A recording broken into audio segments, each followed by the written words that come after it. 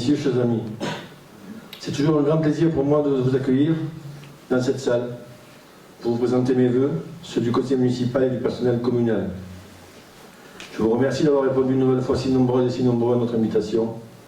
Cette cérémonie de vœux est un moment de convivialité, de fraternité, de partage et d'échange.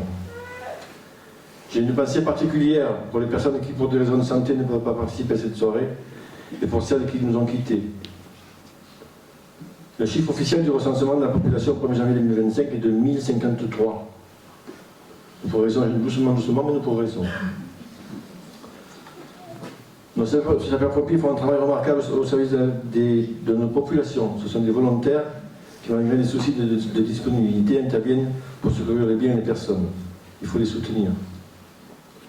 La présence de la gendarmerie sur notre territoire est vraiment essentielle. Nous avons d'excellentes relations. On se voit tous les jours, une fois par semaine avec l'adjudant. On fait le point. Donc c'est important d'avoir des relations aussi proches avec la gendarmerie. On a la chance d'avoir une brigade avec un effectif de 5 gendarmes. Les associations sont très nombreuses à Saint-André. Elles sont actives. Il faut continuer à les encourager, à leur rendre hommage pour les animations proposées. Sachez que la municipalité est fière de pouvoir compter sur vous. Elle vous a toujours soutenu et continuera à le faire. Traditionnellement, cette cérémonie de vœux est l'occasion de dresser le bilan de l'année écoulée et de présenter les projets pour l'année à venir. En 2024, la commune a réalisé des investissements suivants. Acquisition de matériel pour l'école, ordinateur avec caméra immobilier, avec la DETR, merci monsieur le sous-préfet. Au niveau des bâtiments, les menuiseries des logements sociaux ont été changés. Acquisition de terrain, la commune a acheté 2 parcelles sur Plampigny. Et, chose importante, extension et restructuration du centre d'incendie et de secours. C'était la première partie de la phase, donc avec le bureau de contrôle et la maîtrise d'œuvre. Enfin, travaux de réhabilitation partielle de la station d'épuration. Les travaux sont finis depuis à peu près 6 mois, 8 mois. Dans le cadre du programme Petite Ville de demain, études de programmation d'aménagement des espaces publics, phase 1 et phase 2, voilà pour 2024. Pour 2025, reprise des travaux d'extension et de restructuration du centre d'incendie de secours.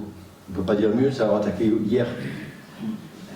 Il y avait un petit souci de contrainte de niveau d'eau, de niveau du sol, donc le problème s'est réglé. Donc les travaux, l'appel est arrivé jeudi et elle a commencé à travailler ce matin. Donc c'est reparti, ça, je sais que tout le monde est un peu impatient, on y est arrivé et croisons les doigts, ça va bien se passer pour la suite. L'étude de faisabilité sur la sauvegarde de la mise en valeur de l'église de Courchon, s'il y a une étude à faire, on l'a présenté au conseil régional et au conseil départemental. On a été retenu par le conseil régional et pas par le conseil départemental, donc on redépose un dossier en modifiant l'intitulé du dossier, monsieur le conseiller général départemental, délégué de la culture en plus. Merci pour votre intervention, j'espère qu'il sera positif. Équipement de miliciens de sécurité dans la base de loisirs des ISC. Acquisition et poste de radar pédagogique aux entrées du village. On vient de les recevoir. Il y aura un radar pédagogique à chaque sortie de chaque entrée de ville, route de Digne, route de Nice, route d'Alos et route de l'Ambrousse. Mise en place de la vidéoprotection. On s'en rapproche. Là, on est en train de monter le dossier. On a quelques petits soucis par rapport au service de l'État, monsieur le sous-préfet. Donc c'est important pour nous de pouvoir y compter dessus. Ce n'est pas toujours évident avec les services concernés. Dans le cadre du programme Petite Ville de demain, le lancement des études de diagnostic et d'avant-projet en vue de la rénovation énergétique de la salle polyvalente. Dans cette salle, on en parle depuis longtemps. On a déjà fait un diag d'énergie. On n'est pas bon, c'est clair. Donc si on fait des travaux, si on aménage tout ça, c'est bien pour arriver à franchir les étapes et à arriver en haut de l'échelle, au niveau des capacités de la salle. Je tiens à remercier nos partenaires financiers, l'État, le Conseil régional Sud-PACA et le Conseil départemental pour leur participation et les aides au niveau des investissements. Et enfin, donc, réflexion avec la commune de Barème sur la création d'une maison de santé pluridisciplinaire. C'est un dossier qui démarre. Donc nous sommes très motivés, les professionnels le sont également. mon collègue de Barème qui est par là, je l'ai vu Jean-Yves. Voilà, donc on travaille ensemble. Ça va aboutir, c'est évident. Au niveau intercommunal, il faut se féliciter du travail réalisé par les différents services de la communauté communale de Provence-Verdon. Je ne vous rappelle pas que c'est à Saint-André que les élus, sur le président de M. Maurice-Rogier, ont décidé de construire les futurs locaux du siège de la CCAPV. Les travaux, peut-être que vous pouvez le voir, les travaux ont commencé. Donc ça va redémarrer la semaine prochaine.